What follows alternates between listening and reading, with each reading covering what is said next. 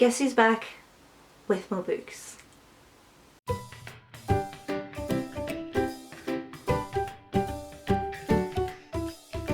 Hi everyone, I hope you're all doing really well today. I am back with some more books. And yes, I'm on a book buying ban, but I didn't buy any of these books. So I'll get into it and I'll show you everything that I've got here, and let's get into it. First book that I've got was very kindly sent to me for review and I cannot wait to dip into it. It looks fantastic.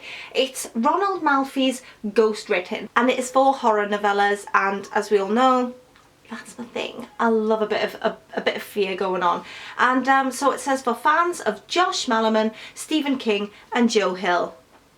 How could I not want to review this book? I am so excited by it. So it says, from the best-selling author of Come With Me, 4 standalone horror novellas are in a shared universe. It says, a cursed novel drives people to their deaths in the skin of her teeth. A delivery job turns deadly in the Dark Brothers' last ride. This book belongs to Olo sees a child wielding dangerous control over an unusual pop-up book. And a choose-your-own-adventure game spirals into an uncanny reality in the story. This isn't coming out until October 2022 this year, but my review of this will definitely be up before then because I'm dipping into this one next, and I'm very excited by it. The next book that I've got, again, is another one that was sent to me, and I'm extremely excited by this one too. This is called The Way It Is Now, and it came with this. That says The Way It Is Now, and then it says, even in the hottest climates, some crime will chill you to the bone. And I don't know about you because I haven't read this book, so I don't know what it's about, but this looks like a chainsaw. Does it look like the blades of a chainsaw to you? It almost looks like a fan because it's set somewhere hot, but then it also looks like a chainsaw, so I'm gonna guess it gets grisly. That's my take on it. Let me know what you think. This book is about Charlie Derivan, who 20 years previously unfortunately lost his mum. His mum was murdered, and his father has lived with the cloud of suspicion over his head ever since. And so now we're 20 years in the future and Charlie has arrived back in the coastal town that saw the disappearance of his mum. However, Charlie is going through a bit of a tumultuous time in his own life. He is on leave from his job where he works in a sex crimes unit, and he is also on leave from his marriage because things aren't going well there either. And so when he arrives back in his coastal town, he's not in the best of headspaces, is he? After 2 decades of worrying what happened to his mum, Charlie feels like he's out of leads, and he's obviously spent a lot of time and energy on this over the last 20 years.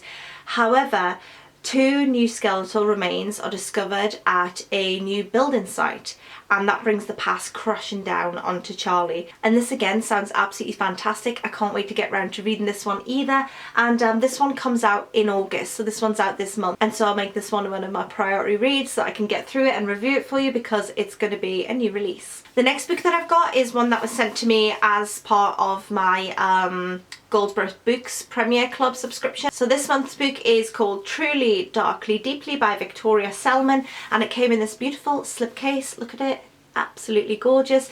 And the book is inside, so it is signed and numbered on the inside, and the actual cover of this is extremely pretty. So let's see, what is this one about?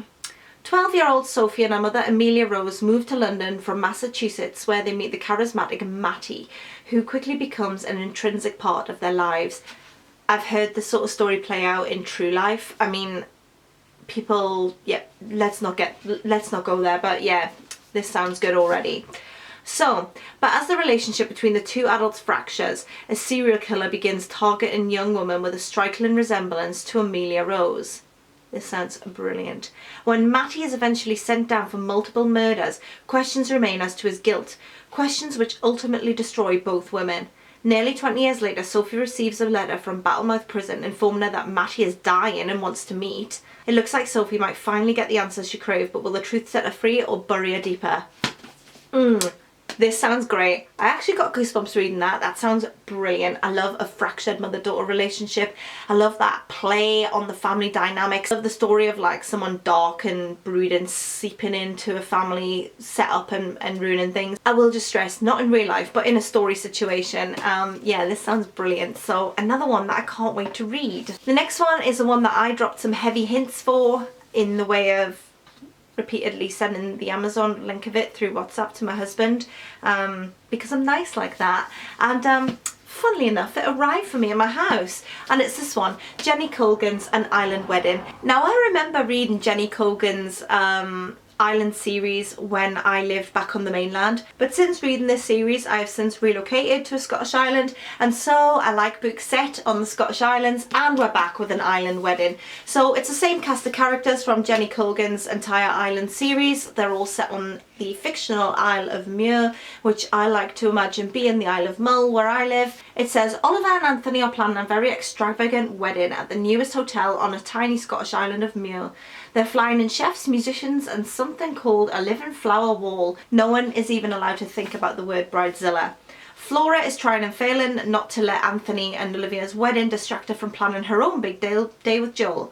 But the couple have wildly different ideas about how to celebrate, and somehow, just when their relationship should be plain sailing, everything suddenly starts feeling hard indeed. And then there's Lorna and Safe.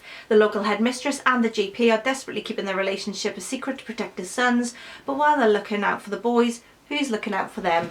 Now, I love this cast of characters, and I always find Jenny Colgan's books a very easy read, a very relaxing read, and something that you can just sink into and just enjoy the overall ambience and feels.